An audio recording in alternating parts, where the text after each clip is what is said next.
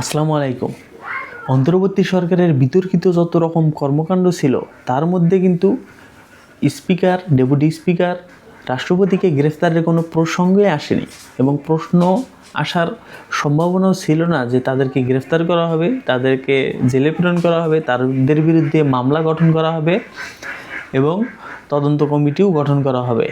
নির্বাচিত সরকারে এসে খেলাটা পুরো পাল্টিয়ে দিয়েছে এবং 27 আগস্ট শিরীন চৌধুরী সহ সাবেক বাণিজ্যমন্ত্রী টিপু মুন্সি সহ 17 জনের বিরুদ্ধে একটা মামলা করা হয়েছিল সেই সময়। এখন সেই মামলার পরিপ্রেক্ষিতে শিরীন শারমিনকে বর্তমানে গ্রেফতার করা হয়েছে আজকে ভোরে তার এক আত্মীয়র বাসা থেকে।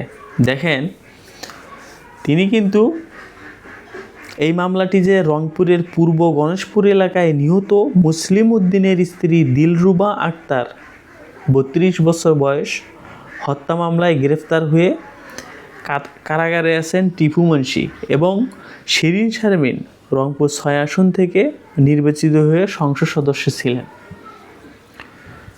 অন্তর্বর্তী সরকারের সময় যেহেতু তাকে গ্রেফতার করা হয়নি, বর্তমান নির্বাচিত সরকার এসে যেহেতু তিনি গ্রেফতার হয়েছেন, তাহলে সাবেক রাষ্ট্রপতির কী দোষ?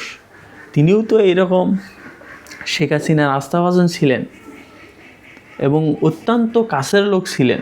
যত রকমের নির্দেশ আসতো তাদেরকে নিয়েই শেখ হাসিনা করতো এবং শেখ হাসিনা সরকারের 27 দিনের মাথায় 2 সেপ্টেম্বর পদত্যাগ করেছেন এই সাবেক স্পিকার। এখন যেহেতু তাকে গ্রেফতার করা হয়েছে এবং তার মামলা অনেক পুরনো, আর কী হিসেবে তাকে প্রথমে গ্রেফতার করা হয়েছিল সেটা কিন্তু পুলিশ খুঁজে পাচ্ছিল না।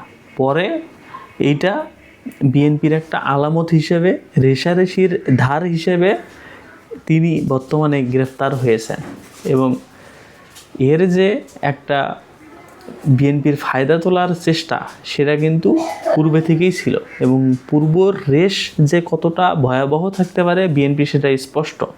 কারণ তাদের যে নির্যাতন করা হয়েছে সেগুলো কিন্তু বিএনপি আস্তে আস্তে উঠাচ্ছে এবং সেটা সংসদেও টের পাচ্ছে এবং এই কর্মকাণ্ডগুলো যাতে সুসংগঠিত করতে পারে এই জন্যে কিন্তু গণভোটের রায় তারা মানতেছে না। জুলাই সনদকে তারা তোয়াক্কাই করছে না। গণভোট যদি হয় তাহলে বিএনপি কিন্তু আওয়ামী লীগের মতো এরকম স্বৈরাচারীর যে একটা পথ সেটা কিন্তু তারা পাবে না এবং তাদের যে গুম, নির্যাতন, এই যে সেই সময় হয়রানি এবং মামলা হামলাগুলো ছিল, মনে করেন যে এগুলো সুসংগঠিত করতে হলে এরকম গণভোট, তারপরে উচ্চ আদালত, জুলাই সনদ, এগুলোকে কিন্তু ছিঁড়ে 2 টুকরা করতে হবে। তা না হলে তাদের এই রকম কর্মকাণ্ড তারা করতে পারবে না। এবং তার প্রথম বলির পাঠা হলেন এইরকম ডক্টর শিরীন শারমিন। তার যে কপালে কী আছে আল্লাহ মাহবুদ ছাড়া কেউ জানে না। 2 দিন পরও হয়তো জামিনও হতে পারে,